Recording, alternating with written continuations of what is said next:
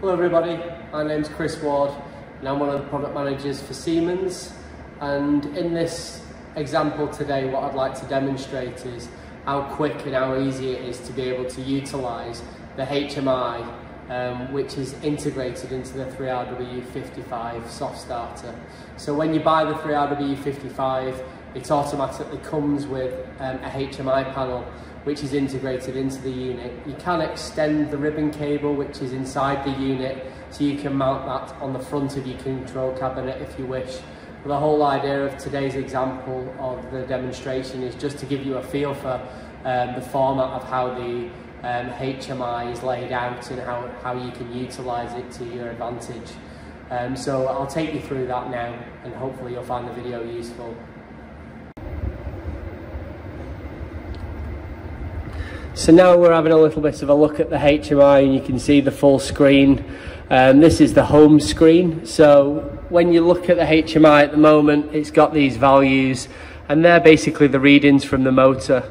You can change these values to whatever you wish, so you can monitor voltage, current, power, how many times the device is switched on. You have 5 options down here and you can change them to what data you want to see out of your motor. This key here will allow us to gain access into the main menu. So if we go into the main menu now, as you can see across the top here, we've got a number of different options. So we've got monitor, diagnosis, control, parameters, overview and security. So I mean, it's not rocket science to be able to program this device with this type of HMI. You know, it's really quick and it's really easy to be able to set something up because of the way it's formatted. It's basically a mini HMI which is integrated into a soft starter. So I know with the old-fashioned soft starters, the information in which you see and the way that it's laid out on the HMI isn't always in a great format, but with this soft starter, with the 3RW55, with this advanced high feature HMI, you really get a good overview of what's going on, and it's really simplistic to be able to see what it is you're actually doing. So you can just jump into monitor, you can have a look at the measured values from the motor. You can set any of these to favourites on the front screen which I just showed you. So there's a number of different things in which that the soft starter can monitor in terms of how your motor's performing. If you go into the next one by arrowing across, by pressing the right arrow, you can see the diagnostics on how your soft starter's performing, how the communication module's performing and how the HMI's performing.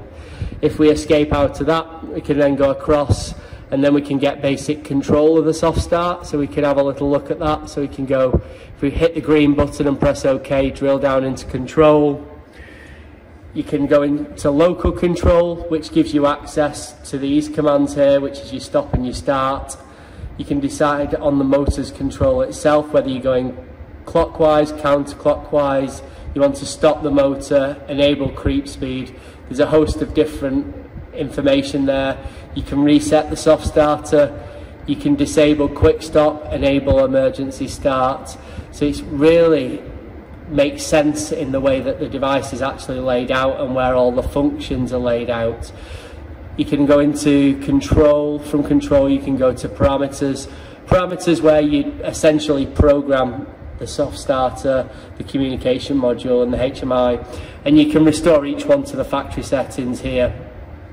So you can design how you want the soft starter to react. You can set parameters, you can set auto parameterization, or you can do everything manually. You can use an application wizard, you can set the motor parameters manually and the start parameters manually. Also the stopping, decide how you want the motor protection to be. So everything in here, the way that it's laid out, it's great.